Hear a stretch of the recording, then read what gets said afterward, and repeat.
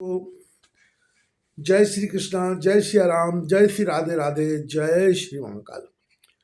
इस प्रवचन में आपको श्रवण कराएंगे राजा दुष्यंत एवं शकुंतला के गंधर्व विवाह की कथा तथा कुरु वंश की उत्पत्ति की कथा।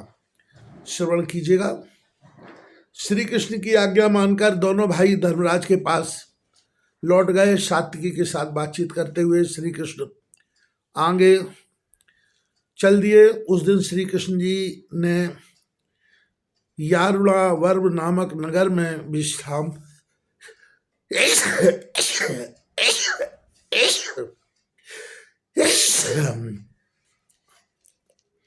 यारुणावर्व नामक नगर में विश्राम किया।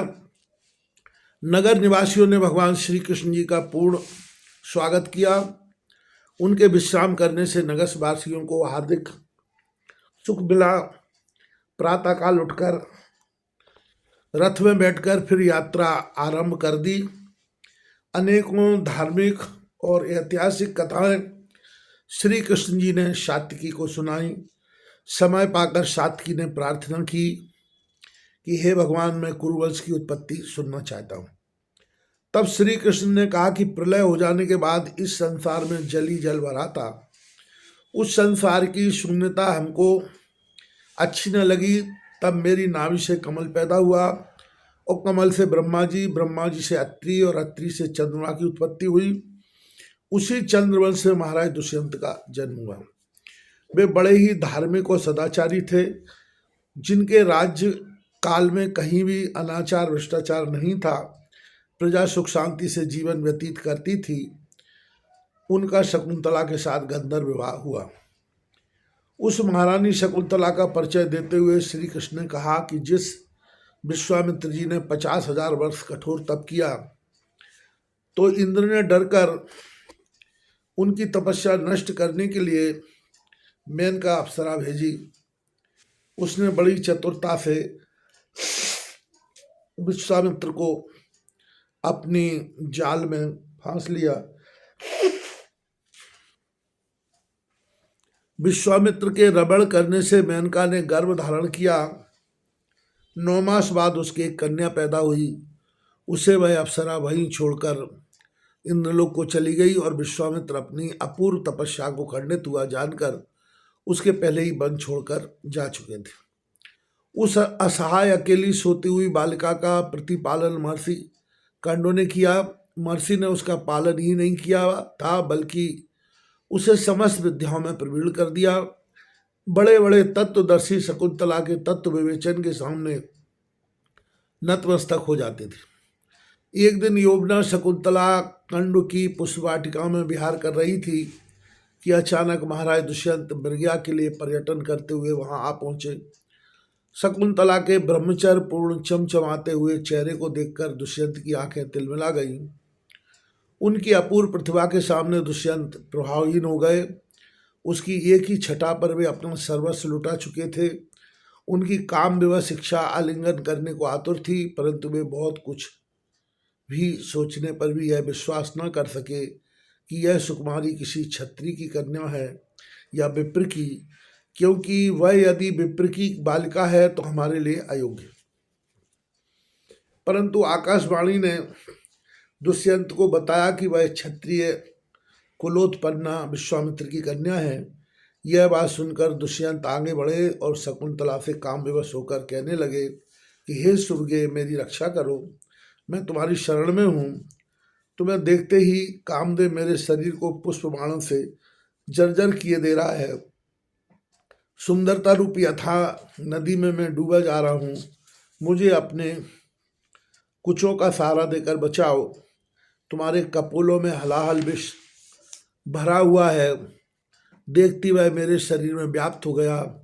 मुझे अपने अधरों का चुम्बन देकर अमृत पान कराओ। संभोग रूपी संजीवनी देकर प्राणों की रक्षा करो। श्री कृष्ण जी ने कहा कि इसके अनंत दुष्यंत ने अपना परिचय भी शकुंतला को कह सुनाया।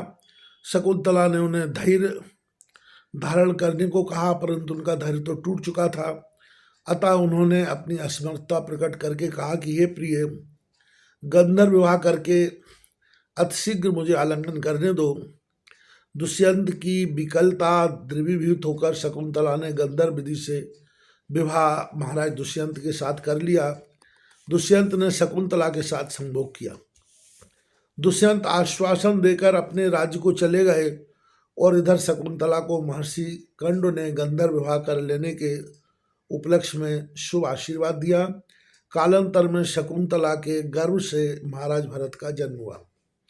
महर्षि कंड ने दोहित्र उत्पन्न होने पर बड़ा उत्सव मनाया। बालकपन में ही वे इतने प्रतापी थे कि कभी तो वह भैंसे के सींग पकड़कर उखाड़ लेते थे, तो कभी सिंगों की पूंछ पकड़कर घुमाते थे, कभी कभी तो उन्मत्त हाथियों के दांत पकड़कर उखाड़ लेते थे।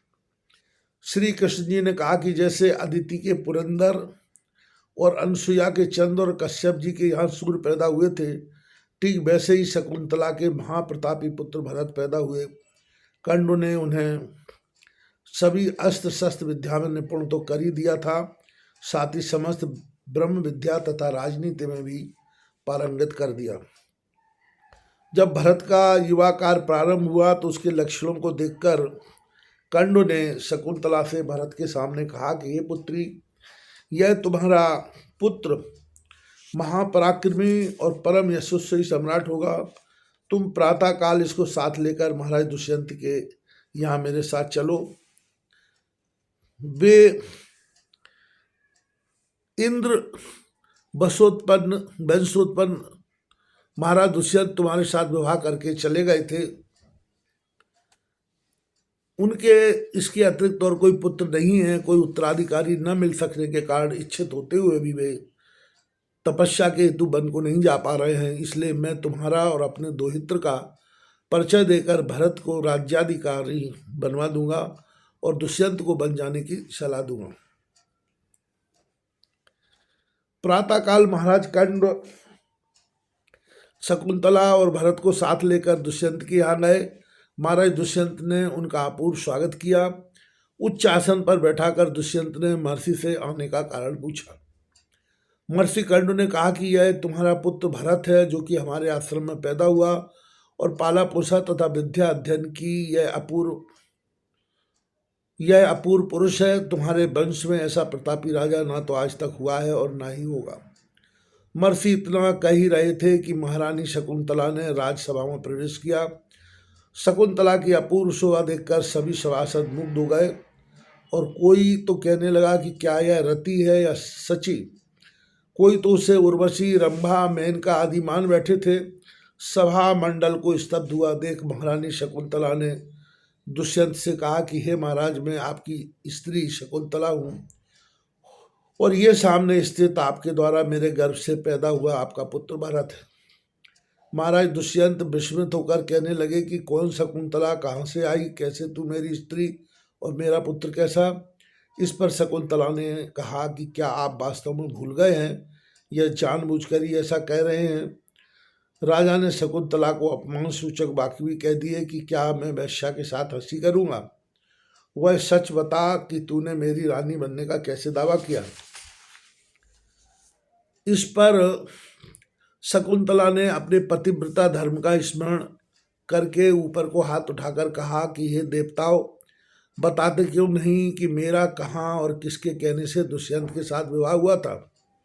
यदि तुम शीघ्रता पूर्वक नहीं बताओगे तो मैं शाप देकर अंधा और बहरा बना दूंगी। देवताओं ने तुरंत ही आकाशवाणी से कहा कि हे दुष्यंत, यह वही गाधी वंशावर्तस विश्वामित्र की कन्या शकुंतला है, जिसके साथ तुमने महर्षि कंड की पुष्प वाटिका में गंधर्व विवाह किया था। तुम्हारे ही रमण करने से इसके गर्भ से पैदा हुआ यह बालक भरत है। आकाशवाणी सुनकर सभी का संशय दूर हो गया। फिर महाराज दुष्यंत ने समस्त सभासदों के सामने शकुंतला के साथ ब्याह करने का समाचार विस्तार पूर्वक कहा कि यदि मैं बिना आकाशवाणी के इसे अपनी स्त्री और इसे पुत्र मान लेता तो आप लोगों को यह अवश्य भ्रम हो जाता कि इसकी सुंदरता पर मुग्ध होकर मैंने वैसा किया। इसके बाद महाराज ने शकुंतला को अंतापुर में भेज दिया और भरत को सम्मान सहित अपने पास बैठाया। कुछ समय के बाद वन में तपस्या के लिए चले गए। इन महाराज भरत ने बड़े न्यायपूर्वक शासन किया। उनके शासनकाल में चारों गणों और आश्रमों में किसी प्रकार की शिथिलता न आने पाई थी और भ्रष्टाचार के साथ की तो कोई वस्तु ही न थी। सभी प्रजा सुख शांति तथा समृद्धि संपन्न थी। श्री कृष्ण ने कहा कि इन्हीं भरत के सुंदरतम शासन करने के कारण इस देश का नाम भारतवर्ष है। इन्हीं के वंश में नहुष हुआ था जिसने इंद्रलोक में भी राज्य किया था। इसके ययाति का जन्म हुआ था। ययाति का विवाह शुक्राचार्य जी की कन्या देवयानी तथा वृषपर्वा की कन्या शर्मिष्ठा के साथ हुआ। इन दोनों के यदु तुर्वस दुहे कुरु नाम के पुत्र पैदा हुए। वे सब भारत कहलाए हैं। कुरु की संतान कौरव नाम से विख्यात हुई है, जिससे दुर्योधन आदि का जन्म हुआ है। यह कुरुवंश की वंशोत्पत्ति की